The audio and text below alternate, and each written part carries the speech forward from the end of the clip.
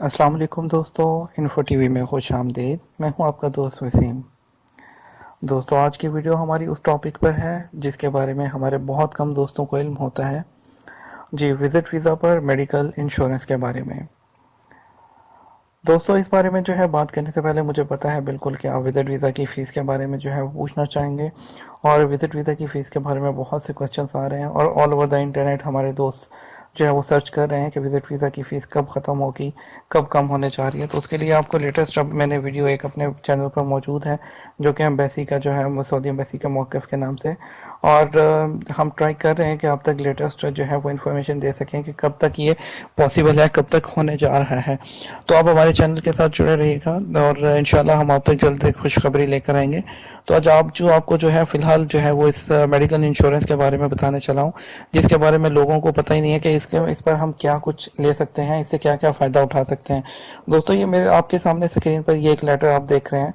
ये Saudi embassy की तरफ से जो है वो लेटर है कि जब last time visit visa fees change की गई थी 25 रियाल से 2000 की गई थी, ये तब भी ये लेटर इशू किया गया था, जिसमें ये क्लियरली आप सर्कल देख सकते हैं। The health insurance certificate can only be obtained through Enjaz banking system of the Saudi embassy by paying an amount equivalent to USD 254।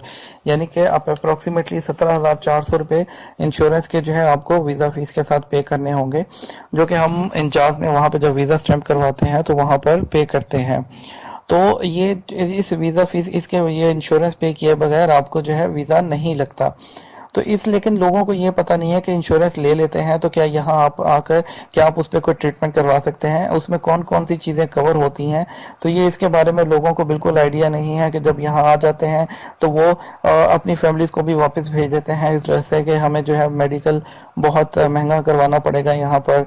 तो वो डरते हैं कि हम इस विज़िट पर आएंगे तो यहाँ पर मेडिकल महंगा है, हम बुपा नहीं ले सकते, हमारा इंश्योरेंस कार्ड नहीं हो सकता।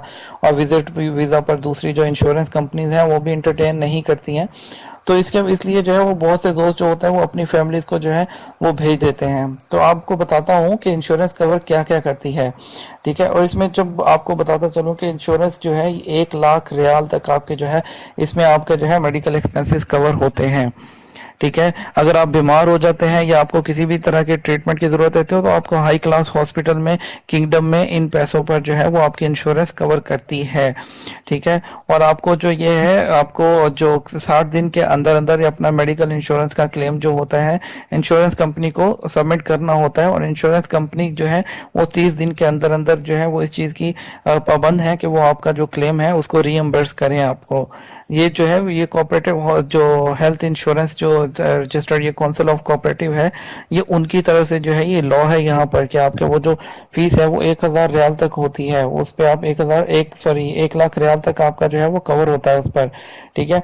इसमें बहुत से लोग ऐसे भी हैं कि जिनकी जो यहाँ पर जिनकी फैमिलीज आती हैं, जिनकी अगर वाइफ प्रेग्नेंट हो जाती है तो वो यहाँ डिलीवरी के चार्जेस जो है वो बेयर नहीं कर सकते, तो वो अपनी फैमिलीज को वापस भेज देते हैं कि वहाँ पर जो है वो करवा सकें डिलीवरी। लेकिन यहाँ पर आपको बताता चलूँ कि ये जो इंश्योरेंस पॉलिसी है ये आपके emergency cases, medical examination, medication, inpatient services, pregnancy, child birth, dental, gum diseases, endodontics और nerve treatment, removal of abscess, premature child birth cases, emergency dialysis, medical evaluation with and outside the kingdom, injuries from traffic accident, and expenses of repatriation of insure deceased visitors body to his और native country.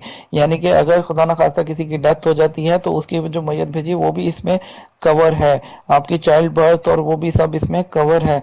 तो यानी कि आप cover कर इसमें वो कर सकते हैं। हाँ, किन जो कौन सी ऐसी चीज़ें हैं कि जिन पर जो है ये पॉलिसी जो है इंश्योरेंस पॉलिसी लागू नहीं होती है, वो कुछ कोई ख़ास लोग हैं जैसे कि जो हज या उम्रा पर आते हैं उन लोगों पर, या डिप्लोमेटिक और स्पेशल पासपोर्ट होल्डर्स होते हैं उन पर नहीं, patients coming for medical treatment, guest of the country, employee of multinational companies, diplomatic missions based on reciprocal agreement, reciprocal agreement sorry.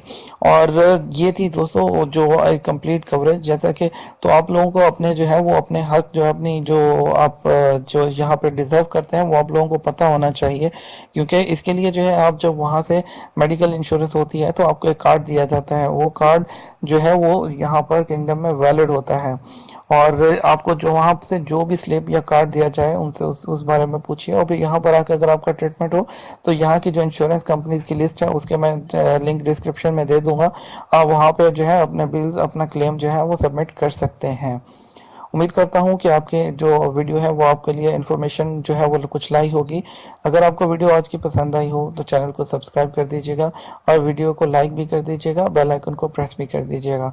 और चैनल पर मौजूद बाकी वीडियोस को भी ज़रूर चेक कीजिएगा, आपको इंशाल्लाह इन्फॉर्मेटिव वीडियोस मिलेंगी। अपना ख्याल रखिएगा और मुझे भी अपनी दुआओं में याद रखिएगा। Thank you for watching and for TV channel. अल्लाह हाफिज़।